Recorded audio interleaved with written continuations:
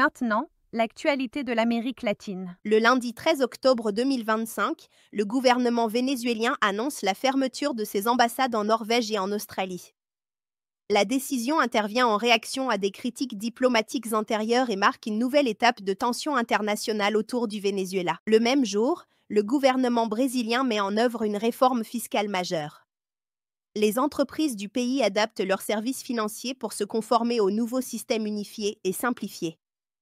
La transition soulève des défis opérationnels à tous les niveaux, fédéral, étatique et local. Le mercredi 15 octobre 2025, à Bogota, les activistes vénézuéliens Yendri Velázquez et Luis Pech Arteaga sont blessés lors d'une attaque armée.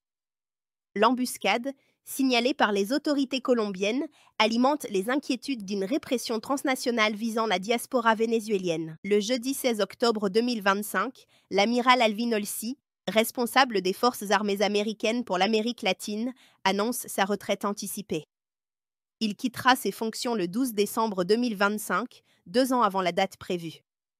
Cette décision intervient dans un contexte de tension avec le Venezuela et de désaccords internes au Pentagone. Enfin, au cours de la semaine du 10 au 16 octobre 2025, le Sénat de l'Uruguay adopte la loi légalisant l'euthanasie pour les patients en phase terminale.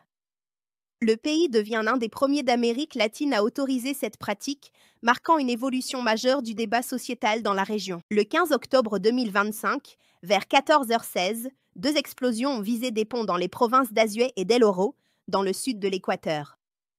Les déflagrations, sans faire de victimes, ont provoqué la fermeture temporaire de plusieurs routes. Selon le ministère de l'Intérieur équatorien, l'enquête préliminaire s'oriente vers une action conjointe du gang de Los Lobos et de dissidents de l'ancienne guérilla colombienne des FARC, connue sous le nom de Front Oliver Sinistra. Ces événements ont conduit les autorités à renforcer la surveillance aux frontières et à ouvrir une enquête pour terrorisme. Enfin, le 19 octobre 2025, les électeurs boliviens ont participé au second tour de l'élection présidentielle opposant le sénateur Rodrigo Paz Pereira à l'ancien président Jorge Tito Quiroga. Ce scrutin pourrait marquer la fin de près de 20 ans de domination du Parti Movimiento al Socialismo, MS.